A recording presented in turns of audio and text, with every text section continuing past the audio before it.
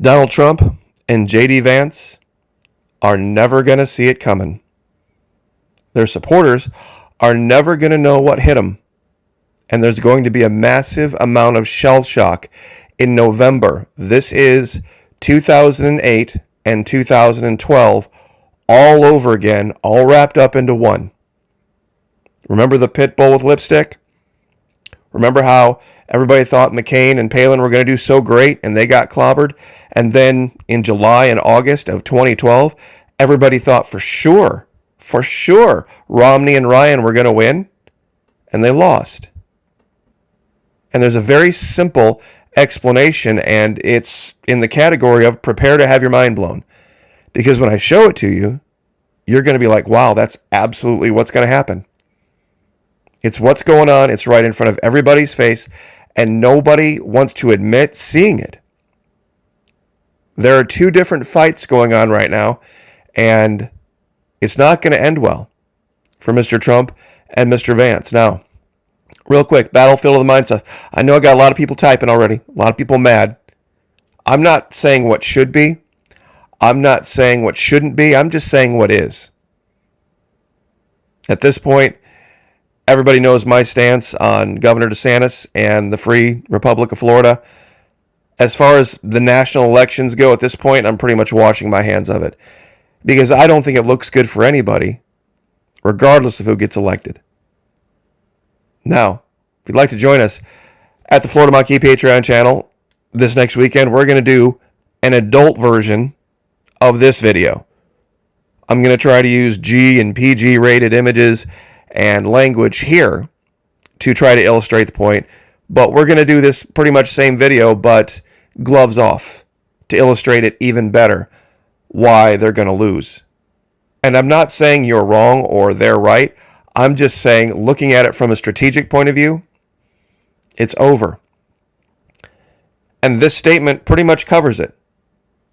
Harris' statement on 2024 campaign. I will do everything in my power to unite the Democratic Party and unite our nation to defeat Donald Trump. This is their issue. That's it. You see, Donald Trump has made the entire Republican Party about him. He is now the representative of it. So she has the luxury, Kamala Harris has the luxury of just running against a man. She doesn't have to run against different ideas. Real quick, by the way, if you want to join us at the Patreon channel, only $1. If you want to see the adult version of this video, only $1 per month. That's it. Even less if you sign up for an entire year. And fully refundable first 90 days. Pledge your $1, watch the video. If it's not for you, say, hey, real quick tippy type, you can inbox me over there. There's an inbox function. Say, Florida Monkey, I checked out a few of your videos, just not for me. Can I have my money back? Not a problem. But let's get right to it. You see all of these issues? Abortion, cost of living, guns, state of our democracy, healthcare, immigration. Not every Democrat agrees with Kamala Harris or Joe Biden on all of these things. But they do absolutely agree with her on the fact that she's not Donald Trump. And that's ironically the reason that Trump supporters vote for Trump. It wasn't his ideas. It's him by name. Just go to any of his rallies. He by name is the solution, not a change in this idea or a change in this policy or this new direction over here. It's only him that can do it. Him by name. And this is how bad it is. This is what the right is not looking at right now. If 2024 election were held today, who would you vote for? The candidates were Joe Biden and Donald Trump. 53-47, Biden wins. Of course, not a big surprise amongst the youth. This is the youth vote. In only a week, it went from a 53-47 lead to a 60-40 lead. Pretty much a mandate. That's how fast it's happening. Now, Florida Monkey, wait a minute. You have the wrong picture up. This is a Star Trek. What do you... You see, there's a difference that a lot of people on the right are not making. There are distinctions that aren't being made that are important. there is a difference between an insurrectionist, a freedom fighter, and a revolutionary. Now, a lot of people like to call themselves the last two, but not the first one, because the first one has kind of a negative connotation to it. In the Star Trek movie Insurrection, a whole bunch of Starfleet officers got an order they didn't like, and they decided to disobey that order and go off and do their own thing because it made them feel better. You see, that's an insurrection. They didn't have a problem with Starfleet. They were all members of Starfleet, and they didn't have a problem with Starfleet. They just had a problem with that one order. That's what the definition of an insurrection is. Part of the group doesn't like one part of the thing, so they try to overthrow the thing and just take the thing over for themselves. See, none of them were anti-Starfleet. They just wanted to institute their version of Starfleet. The Maquis, however, were freedom fighters. When the Germans marched down the Champs-Élysées to the Arc de Triomphe, all they wanted was the Germans to be gone. The French and Spanish Maquis wanted the Germans to be gone and to reinstitute the French government. The people living in France that resisted against the Germans had no problem with the French government. They weren't saying we need a new form of government, a new way of doing things. So they weren't revolutionaries, and they weren't insurrectionists.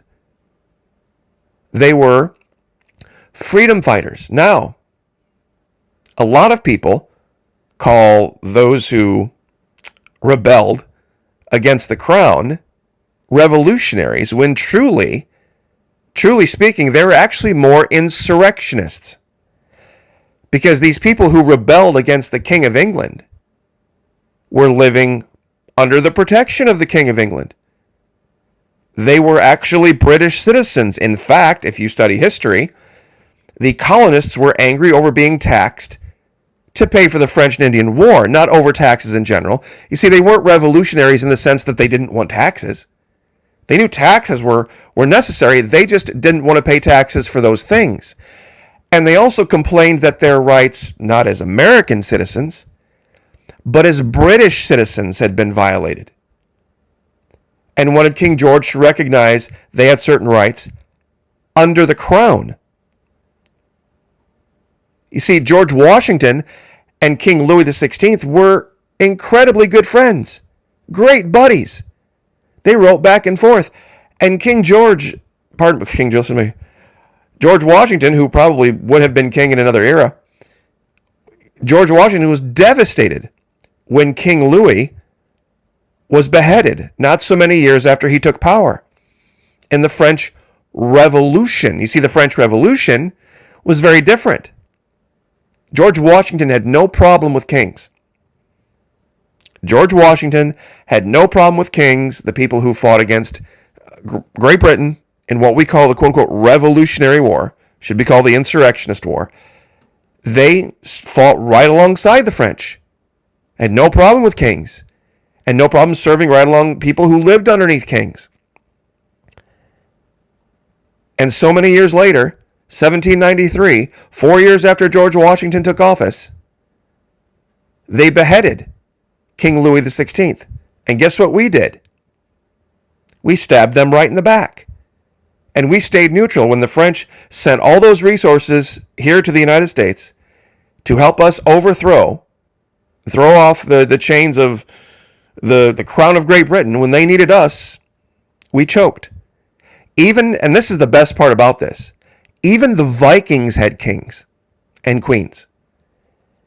Those barbarians, even those barbarians had kings and queens. The Tea Party, like, what about the Boston Tea Party? There were taxes being laid on tea. The colonists wanted the tax money to go and stay in America, not to go to Great Britain.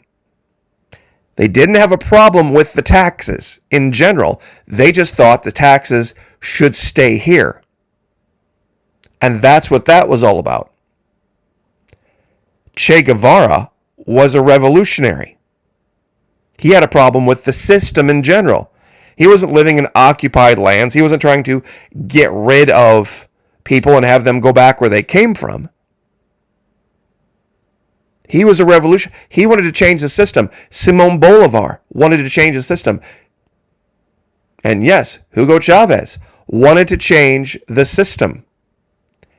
You can't call yourself a Maquis or a freedom fighter if you're living on stolen lands.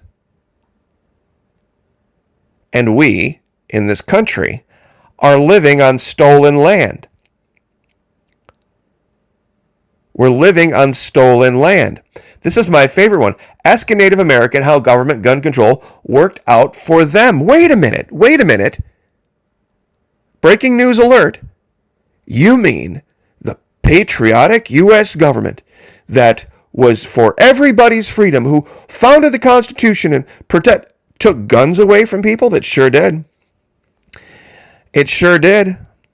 It took guns away from people whose skin was darker than theirs. Only people who could vote at this time were white, Anglo-Saxon, Protestant, male landowners. So no gun rights, no voting rights. And these were the good, remember, that was supposed to be the good guys. That's the MAGA, right? Make America Great Again, just like it was in 1800 and whatever. And we won't talk about this, will we? Is this Make America Great Again? Is this what we're going to go back to? The colonists did this. It wasn't British soldiers that did this. It was the colonists that did this.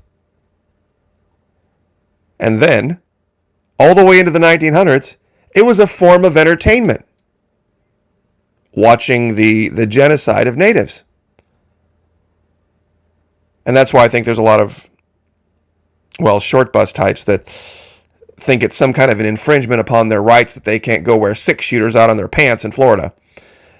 Because, it's one of those compensating things that they have where they want to think they're John Wayne. It was a form of entertainment. And this is why, I'm sorry, but Trump and Vance are going to get clobbered. Trump and Vance are going to get clobbered. Because at the very essence of what's happening here is just, I don't like who's in charge of the government now, so I want my guy to be in charge of the government now. But nobody is saying that it's actually the issue with the government anymore. Remember everybody saying that, we need to depose Washington, D.C., we need to stop all of the abuses and the power that they have over the states, and especially with 2020, that D.C. has way too much power, and we need to divest it away. That's not what's being said in this election cycle, is it? We need to give massive sweeping deportation powers to Donald Trump and J.D. Vance so that they can just go kick in random doors, and whoever the hell they think it doesn't belong here, whoever can't, and pay attention here, whoever can't prove by ID that they're citizens, we're going to deport. So I guess you better go get your real ID. You better go get your government ID, because what has Trump said? He's going to start a massive deportation where he's just going to go kick in doors, and he's going to take guns. You mark my words. He's going to take guns. Because, he's going to take them first. Remember, take the guns first, due process second. He could be wrong. It's not going to be a perfect system. Yes, there will be some Americans who have their doors kicked in, their guns taken.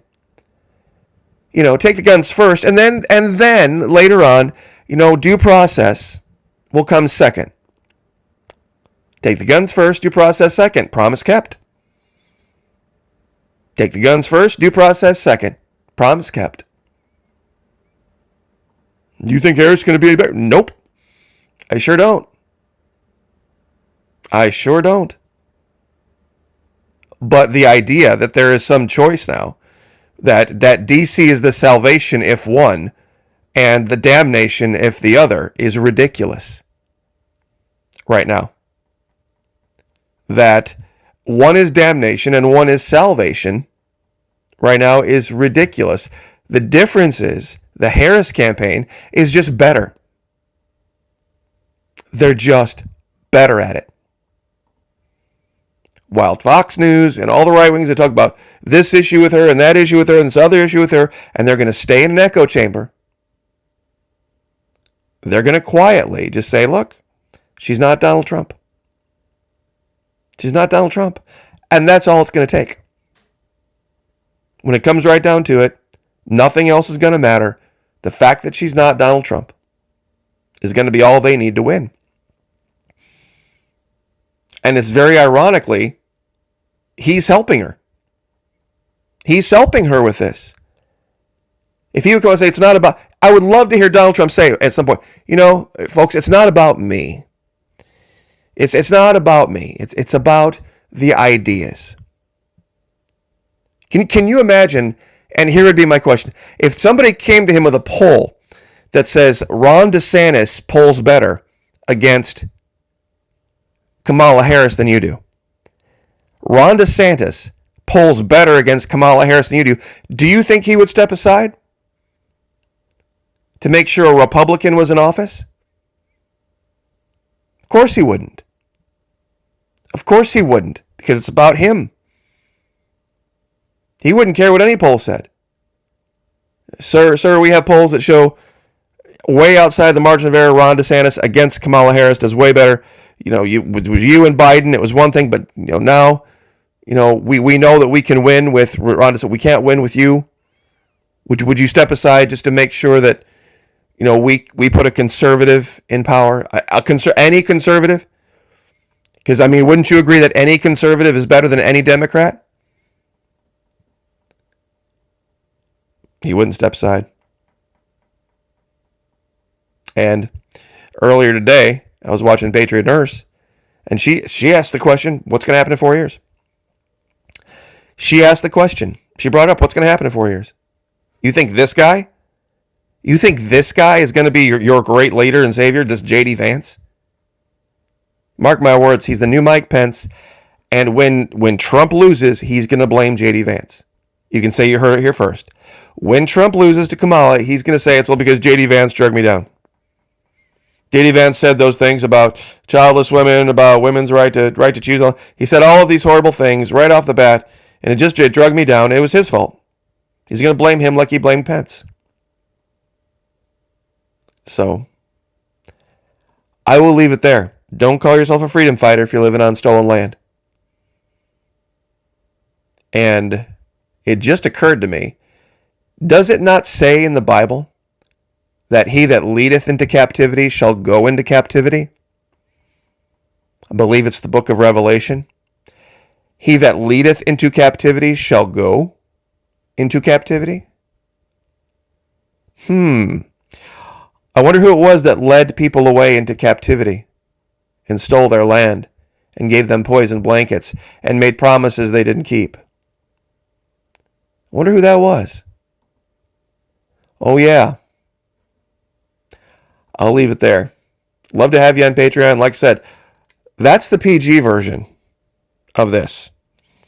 There's going to be a much more adult, much more gloves off, much more in-your-face video. If you'd like to partake, if you'd like to be part of that discussion, we'd love to have you. $1 per month, even less if you sign up for an entire year. You get a discount for signing up for an entire year. Same thing with the $5 level. And once again, unlike virtually everything these days, fully refundable. And you have 90 days. 90 days. I think Amazon's 30 days? At the Patreon channel, 90 days. You can kick the tires. Hundreds of videos that have never been on YouTube. Going back years and years and years for $1 single. Would love to have you. God bless. Pray for each other. Pray for me. I'll pray for you. Lift each other up. Like, share, subscribe. We'll see you guys next time.